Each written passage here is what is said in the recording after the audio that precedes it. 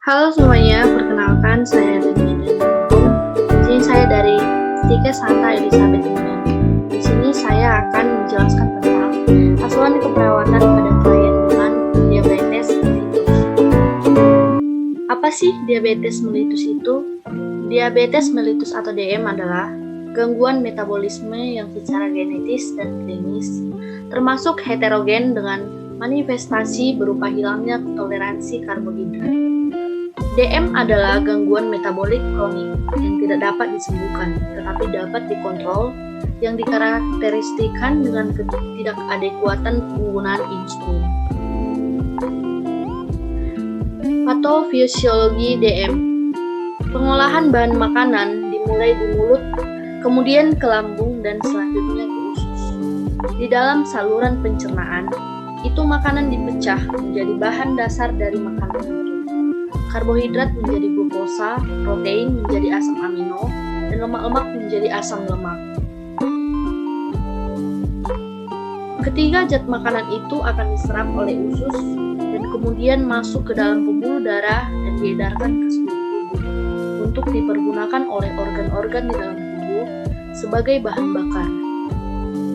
Supaya dapat berfungsi sebagai bahan bakar, zat makanan itu harus masuk dulu ke dalam sel supaya dapat diolah.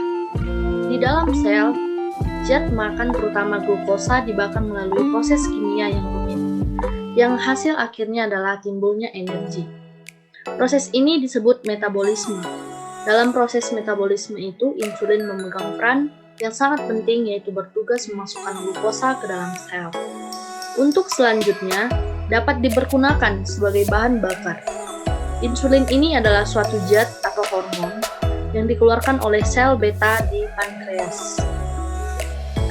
Pada DM tipe 2, jumlah insulin normal, malah mungkin lebih banyak, tetapi jumlah reseptor insulin yang terdapat pada permukaan sel yang kurang.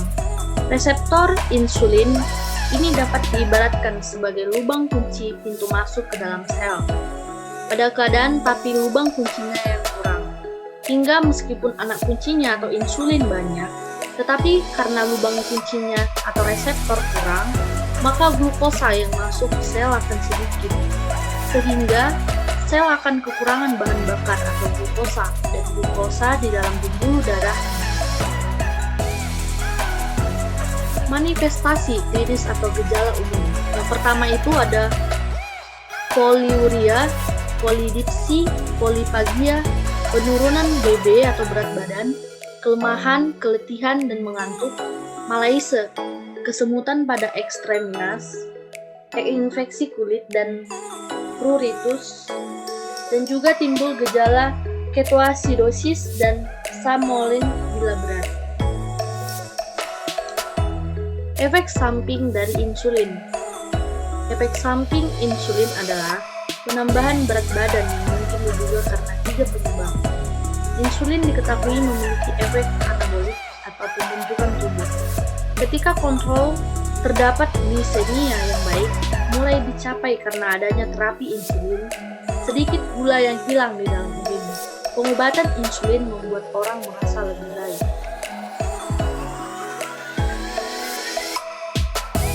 Penata laksanaan DM.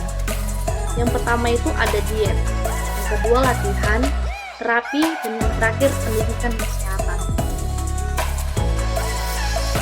Komplikasi DM. Diabetes mellitus merupakan salah satu penyakit yang dapat menimbulkan berbagai macam komplikasi. Antara lain yang pertama, komplikasi metabolik akut. Pada DM, terdapat 3 macam yang berhubungan dengan gangguan keseimbangan kadar glukosa darah jangka pendek, diantaranya hipoglikemia, ketoasidosis diabetik atau KAD, sindrom HHMK atau koma hiperosmol non-kenotik. Yang kedua itu ada komplikasi metabolik kronik. Pada pasien DM menurut Price dan Wilson dapat berupa kerusakan pada pembuluh darah kecil atau mikrovaskuler, yaitu kerusakan ginjal dan kerusakan saraf, sedangkan komplikasi pada pembuluh besar atau makrovaskuler yaitu stroke dan jantung koroner.